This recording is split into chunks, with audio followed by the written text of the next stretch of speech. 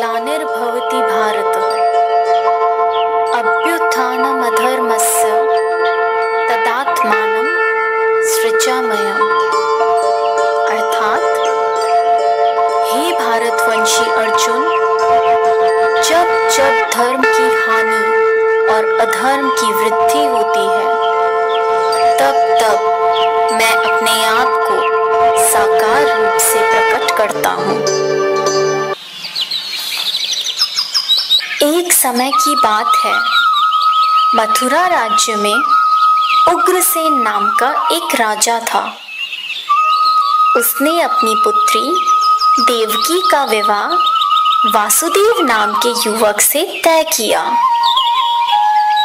देवकी का भाई कंस, जो कि बहुत ही क्रूर, दुष्ट और निर्दयी था, देवकी से अत्यंत प्रेम करता था। इसीलिए विवाह संपन्न होने के बाद कंस स्वयं उसको छोड़ने ससुराल गया। जब वह रथ में जा रहे थे, तब बीच रास्ते में उनको आकाशवाणी सुनाई दी। हे दुष्ट कंस, तूने इस धरती पर बहुत पाप किए हैं, इसलिए इस धरती पर से तेरे पाप नष्ट करने के लिए देवकी का 8वां पुत्र जन्म लेगा और वही तेरा विनाश करेगा। यह सुनकर कंस अत्यधिक भयभीत व क्रोधित हो गया। वह बीच रास्ते में से ही रथ को वापस मथुरा ले गया और देवकी और वासुदेव जी को बंदी गृह में डालकर बंदी बना दिया। समय बीतता गया। कुछ समय बाद देवकी की पहली संतान हुई। जैसे ही कंस को इसकी सूचना मिली, कंस ने देवकी की संतान को मार दिया। यह उसके अत्याचार की शुरुआत थी। इस प्रकार कंस ने देवकी के 7 पुत्रों को उनके जन्म के तत्काल बाद ही हत्या कर दी। इससे वासुदेव और देवकी अत्यधिक दुखी थे। पर अंततः इस अंधकार के छटने का समय आ गया, जब भगवान ने धरती पर मानव रूप धारण करते हुए जन्म लिया।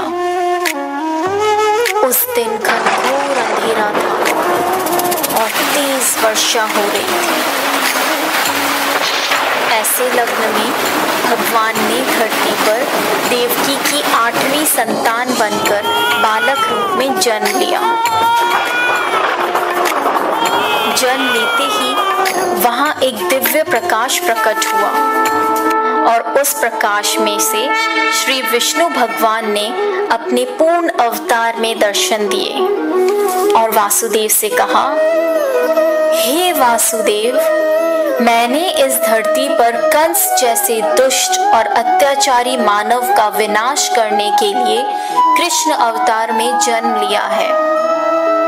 अतः मैं आपसे विनती करता हूँ कि आपके दोस्त नंद के घर ले चलें, जहाँ उनकी पत्नी यशोदा ने बालिका को जन्म लिया है।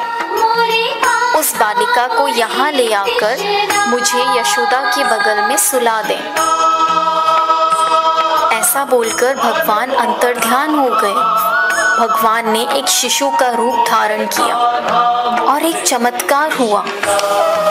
वासुदेव और देवकी बेड़ी मुक्त हो गए। कारागार के द्वार अपने आप खुल गए। जेल प्रहरी गहरी निद्रा में सो गए और ऐसे समय वासुदेव उस बालक को लेकर नंद के घर चल पड़े। तेज वर्षा के कारण यमुना नदी का बहाव बहुत तेज था, पर यमुना नदी ने वासुदेव और उनके पुत्र के लिए रास्ता बना दिया और शेषनाग ने प्रकट होकर कृष्ण भगवान को अपने फन फैलाकर तेज बारिश से बचाया। आखिरकार वे नंद के गांव पहुंचे और कृष्ण को यशोदा की बगल में लेटाकर उनकी पुत्री को वापस बंदी गृह ले आए।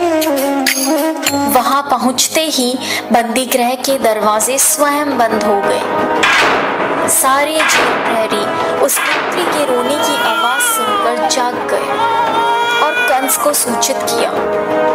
जब कंस को सूचना मिली कि वासुदेव जी की 8वीं संतान पुत्री हुई है, तो कंस उस पुत्री को मारने लगा। अचानक उसमें से एक दिव्य ज्योति के साथ मां शक्ति प्रकट हुई और उन्होंने कहा, हे मूर्ख कंस, निर्दोष शिशुओं की हत्या करने से तुम्हें कोई लाभ नहीं होगा। तुझे मारने वाला इस धरती पर जन्म ले चुका है। तेरा वध करने के लिए देवकी के 8वें पुत्र ने इस धरती पर जन्म ले लिया है और वही तेरा विनाश करेगा। ऐसा कहकर वह दिव्य शक्ति लुप्त हो गई। जब कृष्ण भगवान बड़े हुए तब उन्होंने कंस का वध किया और इस प्रकार कृष्ण भगवान ने धरती पर अत्याचार व बुराई का अंत किया। इसीलिए हमेशा प्रत्येक भाद्रपद की कृष्ण पक्ष की अष्टमी को जन्माष्टमी के रूप में श्री कृष्ण का जन्म दिवस मनाते हैं। जय श्री कृष्ण।